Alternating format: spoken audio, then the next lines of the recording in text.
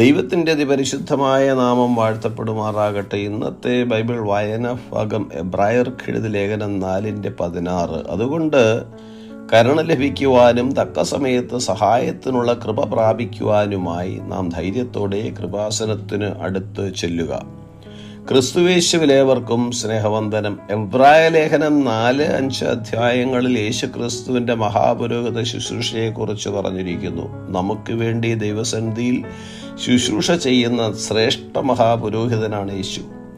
പിതാവായ ദൈവത്തിൻ്റെ തിരുസന്നിധിയിലേക്ക് നേരിട്ട് നമുക്ക് വഴി തുറന്നു തന്നവനാണ് യേശു. നാം കടന്നു പോകുന്ന പ്രതിസന്ധികളിലും പ്രയാസങ്ങളിലും തളർന്നു വീണു പോകാതെ വിശ്വാസത്തിൽ അടിയുറച്ചു നിൽക്കുവാൻ നമ്മെ സഹായിക്കുന്ന വേദഭാഗമാണ് 15-ാം വാക്യത്തിൽ കാണുന്നത്. യേശുക്രിസ്തു പാപമൊഴികെ സർവത്തിലും നമുക്ക് തുല്യമായി പരീക്ഷിക്കപ്പെട്ടവനാകയാൽ നമ്മുടെ ബലഹീനതകളിൽ സഹതാപം കാണിക്കുവാൻ കഴിയാത്തവനല്ല. അതായത് വിദൂരത്തിൽ നിന്നുകൊണ്ട് നമ്മുടെ വേദന കാണുന്നവനല്ല, പിന്നെയോ അത് നന്നായി അനുഭവിച്ചറിഞ്ഞവനാണ് യേശുക്രിസ്തു. ശാരീരികവും മാനസികവും ആത്മീയവുമായ എല്ലാ പരീക്ഷകളും അവൻ അറിഞ്ഞു.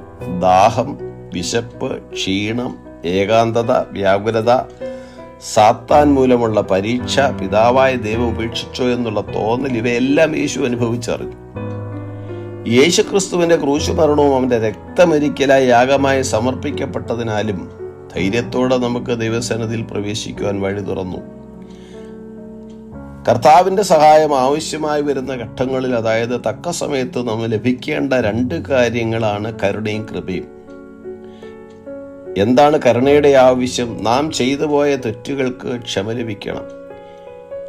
കൃപയുടെ ആവശ്യം എന്താണ്? ഇനി തെറ്റുകളിൽ വീണുപോകാതിരിക്കുവാൻ അതാവശ്യമാണ്. ഓർക്കുക, പാപം ചെയ്തു പോയ വ്യക്തിക്ക് കുറ്റബോധം തോന്നുമ്പോൾ യേശു സഹതപിക്കുകയും അവനോട് കരുണ കാട്ടുകയും ചെയ്യുന്നു.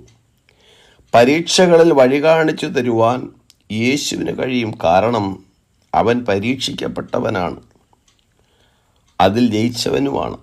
ആയതിനാൽ തക്ക സമയത്ത് സഹായം ലഭിക്കുമെന്നുള്ള ഉറച്ച വിശ്വാസത്തോടെ കൃപാസനത്തോടെ, അതായത് ദൈവസന്നിധിയിലേക്ക് ധൈര്യമായി കടന്നു ചെല്ലാം.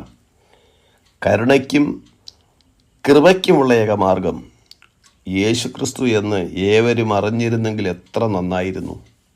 ഈ വചനങ്ങളാൽ ദൈവം നമ്മെ ഏവരെയും അനുഗ്രഹിക്കുമാറാകട്ടെ. God blesses.